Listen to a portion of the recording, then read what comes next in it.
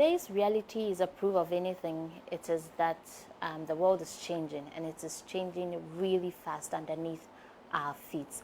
Women are exiting the box that has been carved out for us. Women are daring to veer into enterprises that were at first dubbed for only men. Today, the first day of August 2023 on Youth Empowerment Television Show, I sit with a woman who has dared to dream, worked, and achieved. My name is Mamitra, and like I said, this is your most authoritative youth analysis program, Youth Empowerment Television Show. I'll be spending time with this amazing young lady. She goes by the name Nana Jukwa. I'm sure I've messed her name up, but she would forgive me. You would meet her, but I want to take a quick turnaround. When I come back, you get to meet her. Stay.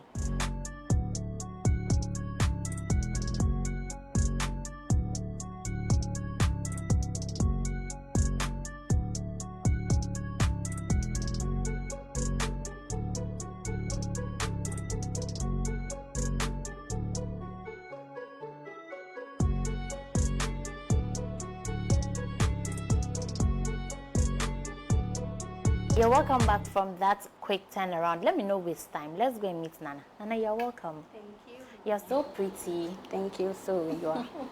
Okay, Nana, let's talk about yourself before we get into your careers. According to your profile, I understand that you're a firstborn girl child. Yes, I am. And there's this narrative out there that, firstborn girl child especially have to fill in their mother's shoes at some point. They become some sort of deputy moms. They are they are there for their siblings and other things like that. I'm a firstborn girl child, but I've never had to fill in for my mom. I've never had to be a deputy mom, and so I can relate to that. Can you relate to that? Yes, I can. Okay. So I think I'm able to relate to that because as the firstborn child, I'm basically there to set a pace for them as well, to be there for them in any way I can. And sometimes it depends on the schedules of my mom as well. So there will be a few times that perhaps she would need to do something, she would need to step out and do something. And of course, I'm at home. So being at home, I wouldn't say because I'm not their mom, so to speak, I wouldn't do anything, or I wouldn't cater for them, or I'll just leave them to be on their own. So by that, I basically try to step in. I'm catering for them, making sure they've taken their snacks, their lunch, everything. Perhaps when they were kids, a few times that you need to change their diapers, be there. I think the whole experience is intriguing. It sort of prepares you, because I'm looking forward to having kids of my own, and I appreciate the experience. I'm so grateful for all the experience that it comes with, but it doesn't only rely on you as the firstborn child, because I do have a sister behind me who is just a few years behind me, and yes, and then perhaps if I'm busy with something, she equally also steps in, and that's what I need to do for the younger two that are behind us. So I think it depends, but for me, I appreciate it, and I appreciate every opportunity that comes in life, because I think sometimes certain opportunities come in our way to prepare us for the greater things ahead of us. So yeah, I've loved the experience. But most of the people who've spoken about this thing have spoken about it, that it has, forced them to grow up quickly. It had sort of stolen their childhood away from them. So I asked you because, are you appreciating it now, or were you appreciating it when you were going through the process? Okay, I think for starters, it was a bit difficult, because you feel like as a youth, sometimes we want to have our way of doing things, having time for ourselves. So perhaps mom will tell you, do something for me, do this. And then from the top of your head, you're like, oh, mom, I need to do this, I need to do that. So at first, at that time, it was very challenging. Not challenging per se, but it may be, I would say I wasn't so used to it at that time. But I think over time, I got used to it, and yeah, I've loved the experiences. Now that we've established that you're a firstborn, tell us about your family. Tell us about your childhood. Where did you grow up? Where did you school? I've heard from your conversation that you have other siblings. How many are you in all? Tell us about Nana. Okay, so there's 3 younger ones behind me, and basically Nana is just a strong, powerful woman. I must start with that. Yeah, you And should. You definitely should. And basically, yes, I schooled with the secondary school education. I schooled in Cape Coast, and that would be Holy Child School. Okay. So from Holy Child School, I went to the University of Mines and Technology, and Wow. I studied mineral engineering. Okay. And then, yeah, from there, it's been career, trying to personal development. Yeah, it's been basically that. But I think in terms of education-wise, I would say Holy Child School and then Takwa. And then, yeah, that would be it. Okay, I see. But you know, growing up, everybody had an aspiration. Everybody wanted to be something: a doctor, a teacher, a lawyer, a presenter, a journalist, whatever. What did you want to become growing up? That's a funny one. I think at that time, obviously, the most common one was a doctor. Yes. So if you do ask me from the top of my head, I want to be a doctor. And I remember I had actually wanted to, I think in JSS, I wanted to actually take medicine as a course. In senior high school? Yes. I see. And do the science, do the medicine university and all that. But then I think somewhere down the line, I noticed I'm not so comfortable around blood, surgery. So then I discovered that, no, this is not for me. And it comes down to interest and as well as your purpose, your giftings as well. So with that, I noticed that, no, obviously, I wouldn't want to be a doctor then. You love the idea of the white coats, but you realize that no, it's going to get stained. Definitely. Yeah. So I noticed that, no, medicine was not my calling, was not for me. And I'm actually drawn to solving questions, asking around, trying to find solutions to problems. And then with time, I noticed that there is a course called engineering. So that's where it all started from, and I delved into mineral engineering and have never looked back ever since. So you discovered mineral engineering before modeling. Is that Yes, so? that's correct. That's 100% So correct. walk us through this, because I'm here, I'm trying to imagine how do I go into an engineering class, and then as time goes on, I later find myself modeling. How did that happen? How did you just transcend from A down to Y? How did that happen? Okay, so I think it comes down to purpose, like I said. It comes down to giftings, discovering what your gift is, what your passion is, what your talent is. So yes, I did start from engineering. Okay. But somewhere 2018, I discovered that I do have a passion for modeling. And it would surprise you to know that I actually discovered that on 31st night of December of that, on my way to church actually. And I met this young gentleman. I was actually late for church. And I met this guy who saw me and said, "You're so pretty, you have the height, you have the face. Have you considered going into modeling?" Then I started asking questions. What does it entail? What do I need to do? And then he started telling me more about himself, about he being a manager or a representative of one of these super top models in Canada. So then it intrigued me. I started probing into it. He showed me a few profiles here and there. And I was like, okay. I think this, because I was actually having the passion for fashion, looking good, being stylish, creativity, It and all speaks for that. itself. It speaks for itself. So then I think it started from there, and he took me on. He showed me a few things, and then one thing led to another. I got signed on by my agency at the time, and yeah, it's been a great journey. Wow. You must share your God with us, because you don't just walk around and meet somebody who is a representative of models in the UK, not even in Ghana, not even in any African country, but outside this line. But before we even get back into the modeling, let's talk about engineering. Describe for us what it was like to go to class, because I'm trying to imagine what it's like to go to class. Engineering is dubbed for men, basically for men, just as cooking or catering is dubbed for women. So describe for us how it was like going to school as an engineering student, as petite as you are, if I should say that. Okay, so I think on campus, like I mentioned earlier, I went to the School of University of, the University of Mines and Technology. Okay. And from there, at that time, before I even got to campus, I hadn't actually heard of Jukwa. I didn't even know where it was. Really? I didn't know. So how did you choose the school? How did you go there? Yes, so obviously one thing led to another. So it took some discovery. Okay. So I didn't know much about the school. I didn't know where it was, but then eventually I got there. And then when I got there, I noticed that the environment was different. And like you correctly said, it was male dominated, I must say. I think in a class of 40, we had about 6 girls, and we just had to always match up to the masculine energy around us, try and prove you need to go a step further to prove yourself that you're equally intelligent, you can basically do it. And also, I think it comes down to personal intelligence as well.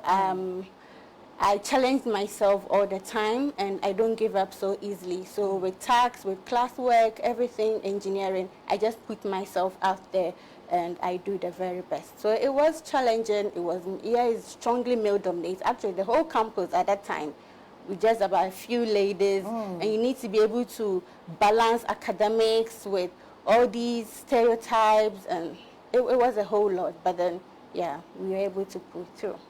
Well, initially, when you said you were 6 girls in your class, I was surprised. In my mind, I was like, wow, 6. That is a huge number, because you don't go to, for example, a catering school and see about 6 boys in a classroom. No, you don't. You see about maybe 2, 3, 1. So to have had 5 other girls with you, I think if I were the one, I would feel much comfortable and much at ease. And then I realized that after engineering, you have an interest in mining. Tell us about that. Let's run into mining. You like money. Is that the issue? No, I think that's where the mineral engineering is coming from. Okay. So the engineering is a broad topic, but then when it comes to what specialty, so we have the electrical engineers, we have mechanical, we have the mathematicians and all that. So then my specialty is in mineral engineering. Okay. So basically it's about processing the gold that the mining engineers would bring. And yeah.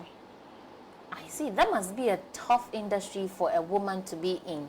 I know only of one woman who is into mining in this country. Is it Keche's wife? I've forgotten her name. Joanna. That she's the only woman I've heard openly that is involved in, you know, gold or mining, the mining industry. How is it like to be in the mining industry? And what do you think is the reason why women don't venture into such areas? Yes, so I think now there's something called STEM, science, technology, engineering, mathematics. And I think earlier on, like I'd mentioned, right from childhood, it's been doctor, I want to be a teacher, I want to be a nurse. They don't throw more light on engineering. They don't throw more light on science. Because so people have the idea that it's difficult, it's cumbersome. You know, like, it's so tedious, you can't do it. They discourage people. It's not. So I think it starts from that side. So you find out people shun away from it, and you don't find more ladies venturing into it. But then now we have lots of role models in the industry, people we can look up to that are pushing more ladies into the industry. And I think now it's still male dominated, but at least we can possibly peg it at about, let's say, 60-40%. It's still coming up. Okay. Now let's come into beauty, because that is where every girl wants to be. Every woman wants to look beautiful. Let's come into modeling. I'm sure your parents heard you speak about you wanting to be a doctor while growing up, and then you went into engineering. They must have been very happy. In a typical Ghanaian home, where modeling is not classified as a job, it's not even accepted, because there are a lot of things, a lot of stereotypes around modeling and people who model, and then what you have to go through to become a model. Breaking the news to your parents that you wanted to now get into modeling, how was it like? Well, like you said, that's correct. It wasn't that easy. And sometimes I always bring it down to purpose. you making sure that whatever you are doing is in alignment to what God has purposed for your life. So I wouldn't just want to walk into something just because someone is doing it. No, I wouldn't do that. But then I would do some soul searching, discover my interests, discover my gifts, and then build on that and make sure that whatever step I've taken in is in alignment and in conformity to what I'm supposed to do. So I think with that, my mom is also a very God-fearing person, and my dad as well. So coming from that angle, it wasn't much of a struggle. Then they do understand that you do have a special purpose or a special calling on your life that might be different from other people, and you don't need to conform to what people are doing if it's not for you. So in breaking it up to them, it wasn't much of a struggle. It was there was more support, I would say, and yeah, it was great. It wasn't much of a struggle for me back then. Nana, let me invite our viewers to join the conversation. Send us a text on our WhatsApp number 053-1320-444. Do you have a young sister who wants to go into modeling? Why are you stopping her? Why don't you think it is good for her? Today you get all the answers on the show. So join the conversation. Don't miss out. Nana, there are a lot of things that we hear about models. When you hear modeling, the next thing you imagine, or the picture that pops up in your mind, is a slim lady with a bikini, with a bra, showing off her body, showing off his or her body. What are some things that people have said to you, even though you are a powerful woman in engineering, but going into modeling? What are some things that somebody has said to you, especially because of the perception that you've looked at the person that you are ignorant or something? What would you say is that one thing that has come to you? It hasn't come to me personally, though, because it also depends on how you carry yourself in the industry. So people address you the way you are. There are some that they do not have, quote unquote, perhaps they might not have any personal values, they do not have any principles. So then they just move with the flow, they just do things haphazardly. So then someone sees you and they would address you in the way that you are putting yourself out there. But then when you carry yourself with so much respect, I believe people would have no choice but to identify you as a woman of principle, as a woman of excellence, as a woman of always wanting to be on the brighter side of it. So then I think the negative comments actually stop at the gate. They don't really get to me personally, because I don't allow room for those. I don't carry myself as such for you to identify me as such. I don't know if it makes sense, but yeah, basically. So are you trying to say you don't take nude pictures, you don't take semi-nude pictures? No. So then what type of modeling do you do? Because seriously, in Ghana, when you hear a model, the next thing you're picturing, the next thing you're imagining is a young lady in nothing but a bra and panty, walking around or something. So what type of modeling do you do? I'm curious about that. Okay, so then ask yourself, that person that you identify with the nude, what is the purpose behind that nudity? Is it because a company has contracted you to do a nude shoot, or is it because you are getting money from it? Is it because people are patronizing you for whatever you're doing? So if basically there's nothing coming out of the nudity that you're putting out there, then it means you're putting out yourself out there basically for nothing, because then it should be towards a certain goal, towards a certain purpose. So I can't say, or someone can say, you would identify me perhaps with taking a nude photo. Maybe it might be, quote unquote, for Victoria's Secret, that maybe you're doing a campaign or something. But then mostly what we see is having models doing all the nude shoots, like you said. To what aim, to what goal, to what purpose? That I would ask.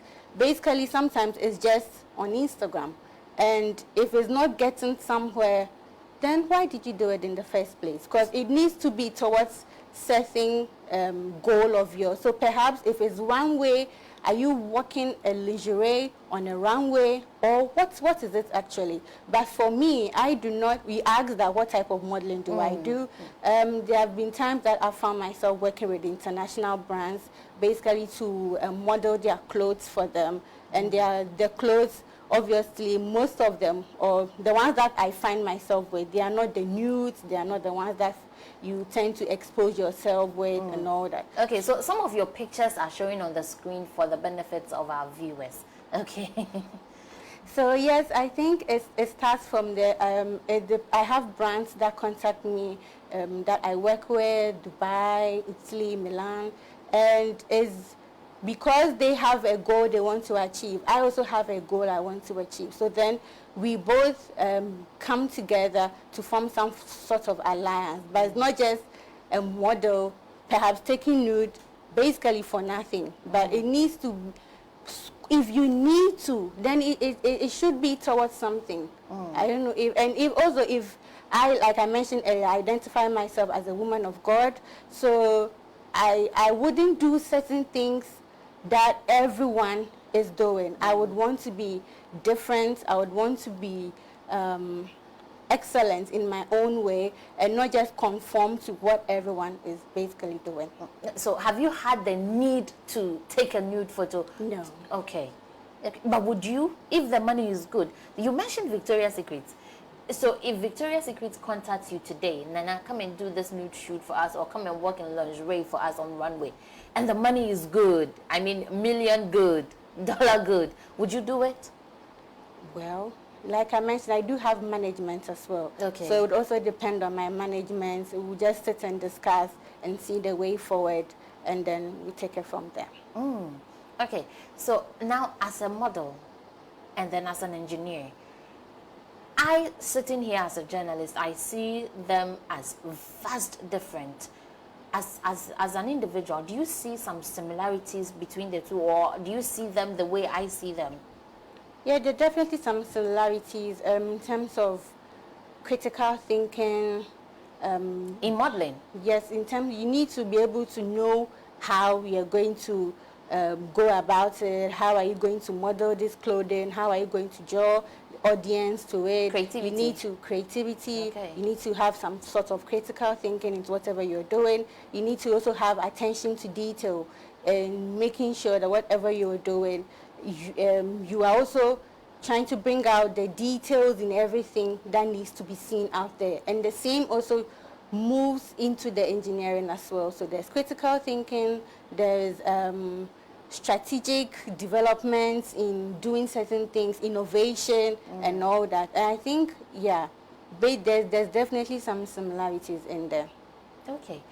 According to your profile, I've seen that you've traveled a lot, but I'll come to that. Let me find out from you. In engineering and in modeling, which one pays more? Which one would you say, this part gave me a lot of money. This one, maybe let me rethink this career path. Let me just leave this one and follow just this one, because this one pays me more. So there's nothing wrong with having a double stream of income.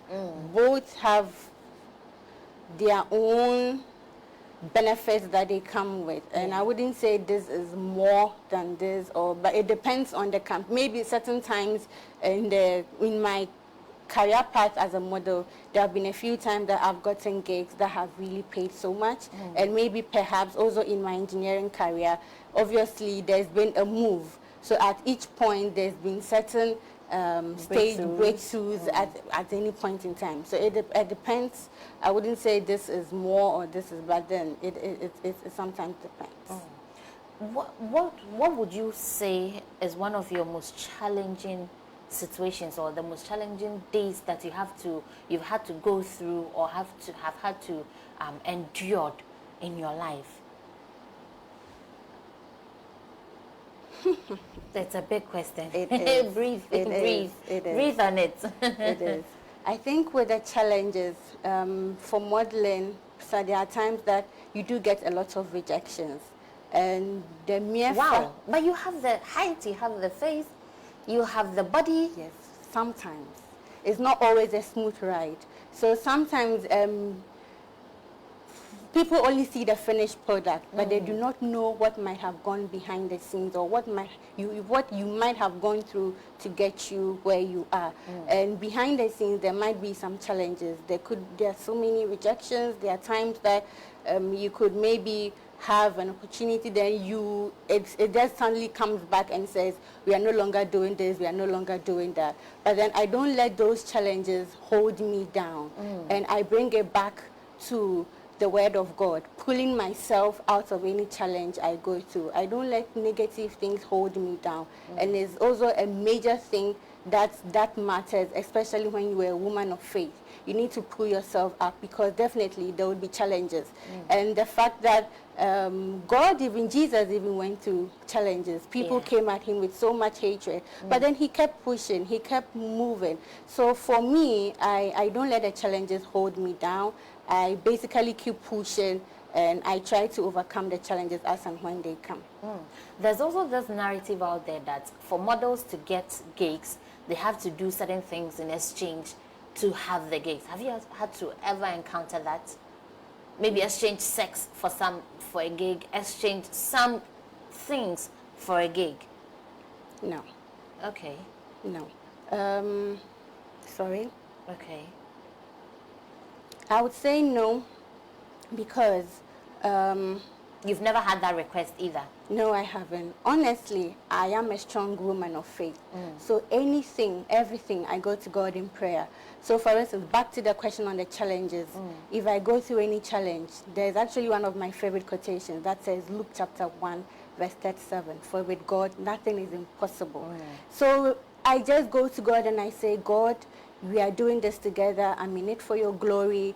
Do help me. And I give his word back at him. And whatever challenge I go through, some way, somehow, God comes through for me. So I haven't had the need to throw myself out there basically because I want an opportunity. May God forbid. I would never do that. I just go to God in prayer. I rely on him. I use his words back at him because his word is true. And then once you rely on his word, that's one thing that the youth lately do. Most of them do not want to do, because maybe the ways of God, sometimes it takes time, it can be challenging, but then it takes patience. And then with every great thing, it takes time. So once you have the patience, you exercise the patience, you go through the process, because the process is also meant to prepare you. It's not, you're not just going through it for going sake. It's actually a process. So you just have to endure the pain and go through, pray, and just know that God is there for you. So I haven't, no, honestly, I haven't had I would never even do that. To tell myself, no, may God forbid. So somebody is saying to me that it's because you are from a DB home. You a common day order. You've never been hungry before, and so you can stand on the faith and stand on the words of God. But if you're from my village, for example, my village is very far, and you've come all the way to this place, it will be difficult for you, because when you look back, you have nobody. When you say you have nobody, then I wouldn't agree. Okay. Because God didn't come for DBs. Or he didn't come for... But you agree that you're a DB? No, I'm not from We've that. established that Nana is a DB. No, that's far from that. Yeah. But then I think always you need to... That's fine.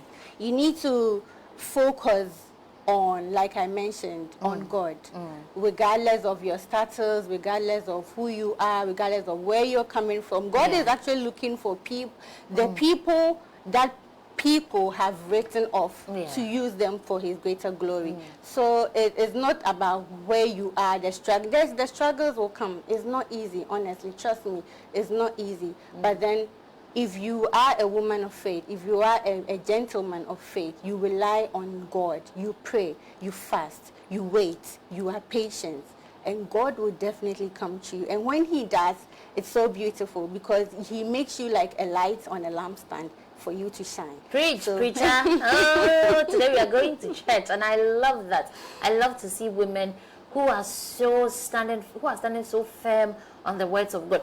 But there's this, should I call it myth, out there that models don't eat too much.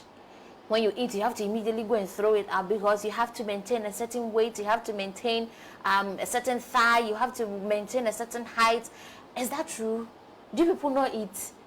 That's why you people always, as slim as possible. Is that true? I eat a lot.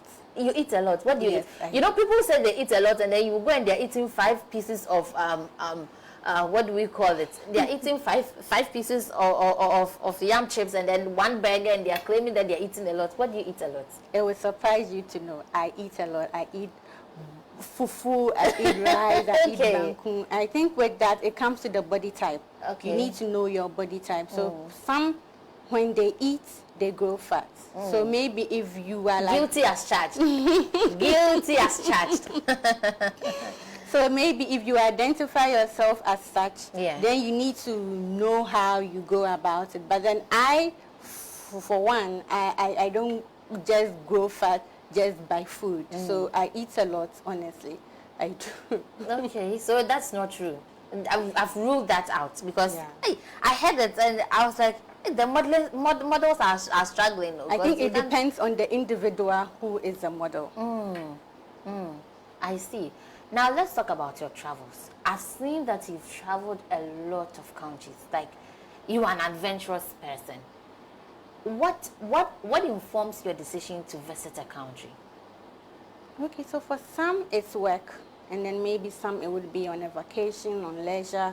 And for work, I would say that you need to have identified something that you love, and you do it so wholeheartedly. And with my work, it comes with the traveling as well. So I embrace it, and I just enjoy the journey. So what is one of the most daring things you've done on your journey that you would say, oh, this thing, I'm so scared of it, but I have done it? What is that one thing? There's quite a lot of them, quite a number of them. I think there was quad biking. I hadn't actually tried it before. What again? Quad biking. What is that? It's riding on bikes in the desert. I see. You need to climb dunes, high dunes, and it was very scary, I must say. But then, I just... It must have been tedious. Oh, yes, it is. It is.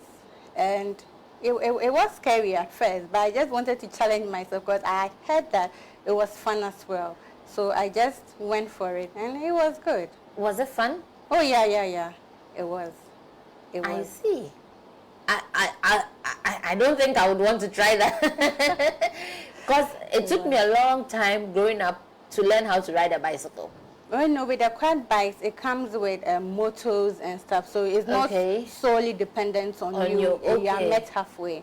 Okay, motor, that's another skill. Oh, and then it has 3 ties, so 1 in front, 2 at the back, so it's just like you having a smooth sail. It's not difficult. Somebody is interested in your marital status. Are you married? Not yet. But you said you wanted to have kids of your own. Yes, when I am married, but then I'm not married yet. Okay, are you in a relationship though? Meet me in Chambers. Okay, I like girls who keep it on the line. Please, the person who asked, yeah, I'll meet her in Chambers and I'll hear it and I'll not tell you. Don't come and say anything again. Okay, so everybody has a bucket list. I have one of my own, and I have a number of countries that, God shows up, I will fly out to see those places. What countries? You've visited a lot of countries, obviously, but what countries have you not visited yet that you are daydreaming about? That would be Bali, Indonesia. Yeah, and I would love to visit China as well. China? Yeah. Why China? I think there is actually a space of innovation, creativity, and there's so much going on in China, and I just love the opportunity to actually experience the culture, experience the people. Yeah, we do meet some Chinese here in Ghana a few times, but the experience wouldn't be as you being in their home country and having a feel of their food, their tradition, their culture. So yeah, I would definitely love to be in China. And why Bali? Bali, Indonesia, I think is one of actually the most popular places when it comes to bucket lists. And there's so much going on. There's I learned there are tigers, the buildings, the old.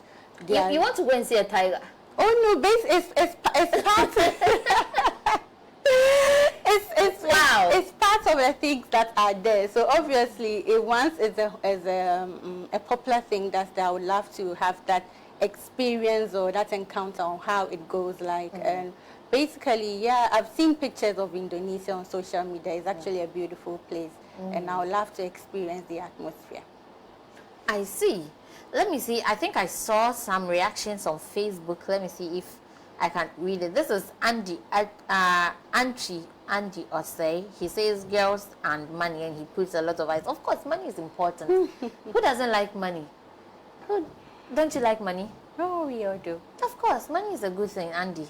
Don't categorize it for girls only. You like Men, money. of course, I was You about like to money. say that. Men too love money, so it goes Of course. It goes Of course. both ways. You've spoken extensively about your Christian background. Now, I'm tempted to ask: is your mother or father a pastor or something? No. Did you grow up in a church, in like a church area, or was your father close to the church or something? Because you have deep rooted in you some very good Christian values. I think my mom is not a church, a pastor or anything to start with. Just that my mom is just a strong, God-fearing person, and then she brought us up with those Christian values. So my mom will be going to church. We are young. She'll just carry us along. She'll just take us along, and it's been that ever since. She imbibes the word of God in us, and I think that's one of the greatest gifts I appreciate that she did give us. And yeah, it's not necessarily that we have a pastor or a Catholic priest or anything at home, but just on Christian values, Christian upbringing, and that's what has made me who I am. Where did you grow up? Which part of Ghana are you from? With that question, okay, let me just go the simple route. Okay. So I was born in Sekondi, Takrade. Oh, you're a Fanti? Yes, I am. Oh, you teach me a few lines. You teach me a few lines. I know only one. Let me not disgrace myself. You go on. Yes, I was born in Sekondi, Takrade, and basically, yeah, I would say that I stayed most of my younger days in Takrade. Then I had to move because of school to Cape Coast. I had to move again to Takwa, and I had to move again to Accra. So yeah, that has been the transition. The transition. Okay. How was it like growing up in Sekondi Takrade? How was the upbringing like? I would say the upbringing as compared to Accra is quite different. Accra is busy. There's so much going on. Yeah. But Takrade it's quiet. There's some sort of how should I put it? No traffic. There's traffic actually, Okay. but sometimes you are reserved. You don't have so much social activities going on, unlike Accra that is busy and all that. So yeah, there's a little bit of a difference in there. Say Takrade is more serene, more quiet than in Accra. But everybody knows everybody. Everybody knows your mother. Everybody knows your father. Everybody knows you. Knows It depends on where you're staying. So yeah, that's true. Most people know everybody there. I see. I've seen another reaction on Facebook. This person says, Raphael Sub-Zero says, this lady is really nice, pa. She's talking about God. Take Jesus Christ as your Lord and personal Savior. She's nice. Amen. She's nice. She's nice. But growing up, now that you are here, you've done so much for yourself. You've done so well for yourself. When you look back and then you compare wanting to be a doctor and now where you've gotten to, what would you tell your 21-year or 19-year or 15-year-old Nana? Are you proud of yourself? Most definitely. from the path I took, not really conforming to the ideas of friends, suggestions, peer pressure, and all that. I think I'll say that I really am, because perhaps, for instance, if I had given into peer pressure, gone into certain things, I don't think I would be where I am today. And if I hadn't also been conscious of the people that I've surrounded myself around, because mind you, people also have a way of drawing you back from your purpose, from your destiny. Definitely. So if I look back from the choices, the decisions, the upbringing, I'm definitely proud of the route I went, and I wouldn't change a thing. You wouldn't change a thing. So I know a number of girls who want to go into modeling. I know someone whose sibling, I won't mention so that the person would see, whose sibling is into the media, and his sister wants to also be a model. And this person is so stern on the girl that's no way, because for you to become a model, you have to go through certain things, so many things. What would you tell this brother, and what would you tell this girl who is also trying so hard to become like you? I think the most important question you need to ask yourself as an individual is it for me? You don't just... She has the body, she has the height, she has she has the face. You don't just go into it because everyone is going into. Is it your purpose? Honestly, I will have to come back to purpose again, because if you find someone doing something that is in line with their purpose, they thrive at it, they grow in it, they excel at it. Let me give an example. Maybe Steve Harvey. We all know Steve Harvey. Of course. Steve Harvey is good in words. He's good with communication, comedy, you know. So I think he even says it himself. He loves and appreciates the process because he's found himself doing or living his purpose, living out his giftings. So it should come back to that. Is it something that you've really been called to do? Is it something that you're really supposed to do? If not, you would try, but you might not succeed. So it comes down to, with that individual, discovering if it is your passion. And if it indeed it is, I need to say that you need to back it up with prayer as well, because prayer without works also wouldn't get you anywhere. So you need to also pray about it, ask God for his guidance, and God doesn't fail, trust me. And if it's in alignment to the things of God, you would excel at it. Nana, one word that has been on your lip today is purpose, purpose, purpose. How does a young girl find her purpose? How does somebody identify that, this is my purpose, this is why God placed me on this earth? How do we identify our purpose? Okay, so first of all, it comes down to identifying your passion, identifying your giftings. So you first of all need to be able to identify that. What am I good at? What comes naturally to me? What am I able to do at my fingertips? So once you're able to discover that, then you start making strides at it. So maybe, like I was trying to make an example with Steve Harvey, his is with words. So then he's able to maneuver his way through, and he's been able to live out his life so purposefully. So I think you need to be able to sit down, go back to the drawing board, go back to God as well. You come back to the drawing board, you discover what you're good at, see how best you can live that out, discover the opportunities that are tailored to it. And I think it is also a process, one thing at a time. You back it up with prayer as well. And I think as you go through the process, it would unfold to you naturally. It would unfold to you naturally. So, Nana, now we are here.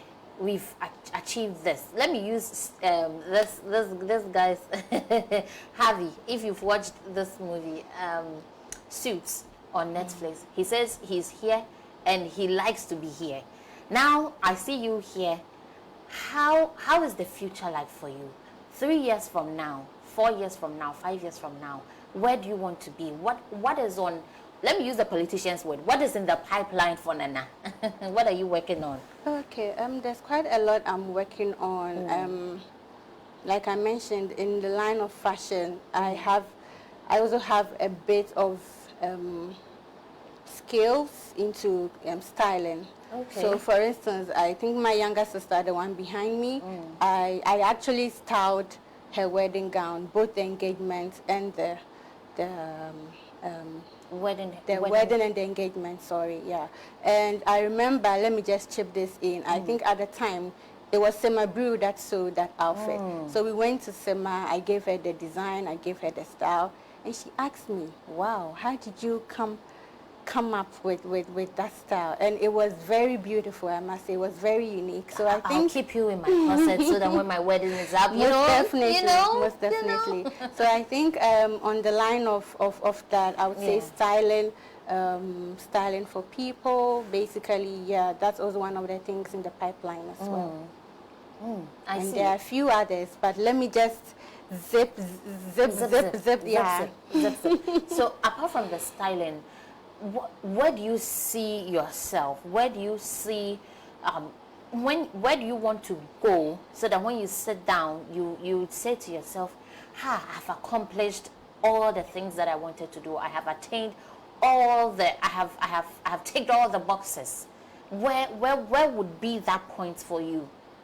Being a woman of impact, getting to the level of achieving my goals, being successful, and being able to give back to society. Because God blesses us for us to be a blessing unto others. So I would want to get to a point whereby at the height of my blessing, I would want to be able to give back to society, be a woman of impact, really put myself out there for people, to help people, the young people out there. For instance, my siblings, I really go out of my way to help them because I feel they need it in terms of growing up, in terms of their personal development. So some years down the line, I would want to see myself as a woman of impact, changing lives, yes, trying to empower people, be there for them, stuff like that along that line.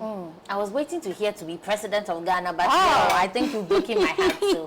I was just patiently waiting to hear should I become the president of Ghana, then I'll be first female president of Ghana. Or maybe first female model engineer up there. Okay. Do you have plans of setting up an agency to help young models or things like that? You've not thought about that? Oh, I have. The thoughts have crossed my mind a few times, but like I mentioned, it's a process. So I think some years down the line, yes, definitely I would do that.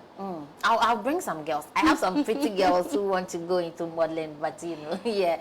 So Nana, it's been great having you on my show this afternoon. Thank you for having me. What would be your final words on the show? And that is your camera. Okay.